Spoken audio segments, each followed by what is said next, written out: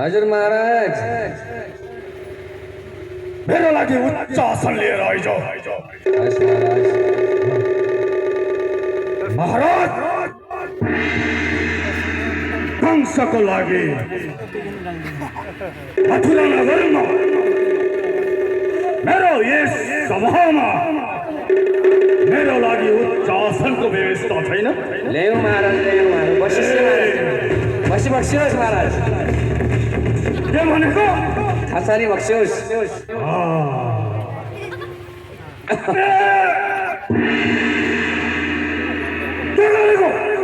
हजुरलाई कुस्ती खेलाएको नि महाराज। के भनेको? कुस्ती खेलाएको। एकछिन लड्नु पर्ने छ, मर्नु पर्ने। बस्नुहोस् महाराज, बस्नुहोस्। किन कराउनुहुन्छ? स्वर बस्ला फेरि। यता सेन्टरमा राख, सेन्टरमा।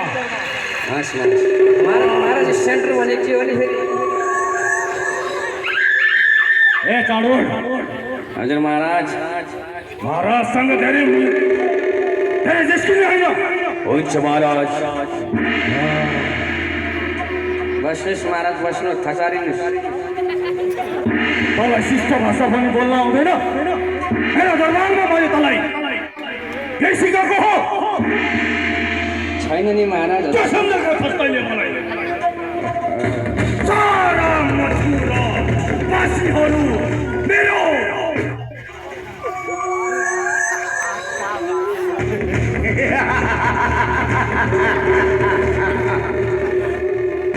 मेरो यातनालाई भयभीत भएका छन् भन्ने कुरा तिमीहरूले बिर्सेछौ जस्तो लाग्छ।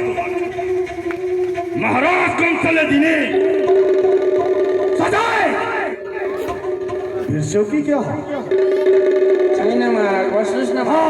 बस्नुहोस्। स्वर सुक्ला फेरि गाह्रो छ। चाडुर। हजुर महाराज। हजुर महाराज। आज मैले त मेरो काल भनाउँदो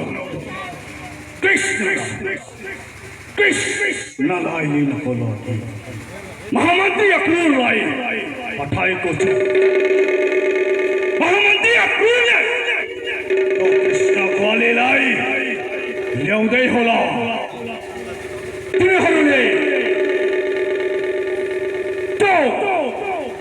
काले कलौटे यदि यहाँ आयो भने त्यसलाई मार्नु पर्नेछ। मार्नु पर्नेछ। मलाई मार्ने भनेको होइन। होइन होइन महाराज, हजुरलाई हुन्छ त हुन्छ।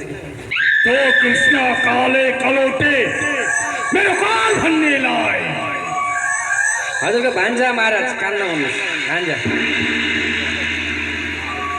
हे मुस्टिक। हजुर महाराज। अर्डर मात्रै मान्ने, सुझाव सल्लाह दिँदैन। जो आज्ञा महाराज। बस्नुहोस् महाराज, बस्नुहोस्।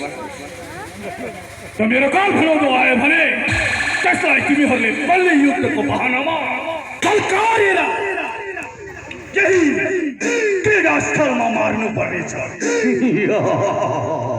चाडुर र मुस्टिक कति शक्तिशाली छन् भन्ने कुरा त्यो बालकलाई के थाहा? त्यसैले चाडुर मुस्टिक जाऊ। चाडुर आज मलाई रानीको बडो माया लागेको छ। जाऊ। हुन्छ महाराज। मेरी अस्ति र प्राप्तिलाई लिएर हजुरको जो आज्ञा महाराज। यही छु महाराज, नडराउनुहोस्। यही छु कि महाराज। अलिकति मसाज गर। हस् महाराज। घाँटीमा घाँटीमा। अनि के गरेको तैँले? मसाज हो महाराज, मसाज हो कि। महाराज ल्यायौँ महाराज। ल ठिक छ।